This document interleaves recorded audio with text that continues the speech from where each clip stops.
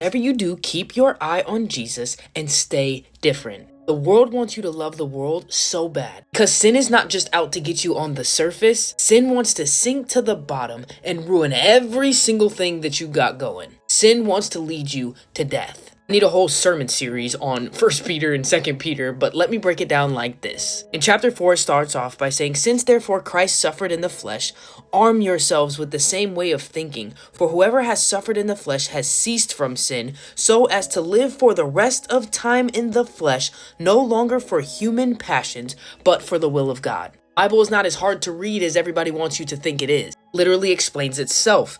Verse 3 says, "For the time that is past suffices for doing what the Gentiles want to do, living in sensuality, passions, drunkenness, orgies, drinking parties, and lawless idolatry." Look at the world around us and tell me if that's anything you think is going on. Newsflash, that's how this entire world functions. Verse 4, "With respect to this, they are not surprised when you do not join them in the same flood of debauchery, and they malign you." Notice how it says respect to this. They don't respect God. They don't have reverence for him the way that we do. They don't fear the Lord. So when they're acting in the world, they're acting of the world for the passions of the flesh, they don't care if they burn. Notice why Jesus says, "I am a consuming fire." We don't light and ignite the same way that this world does. And the definition of malign is to treat somebody in a critical way, to break them down with malice, to slander their name. It says, "But they will give account to him who is ready to judge the living and the dead.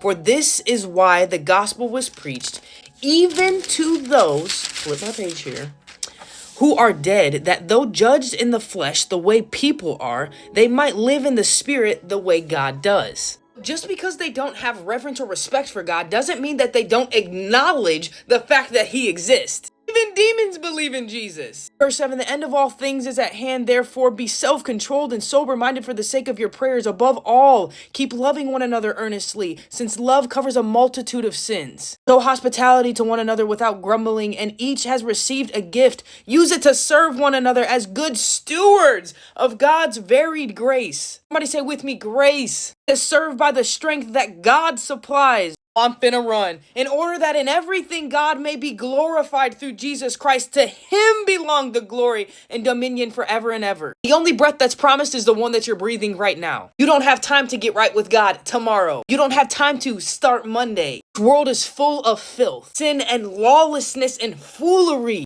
Easy to live for the world, but when are you going to be ready to die for Christ? Miserable in sin, but sin is easy. Live the way God does with this breath. You might not get tomorrow.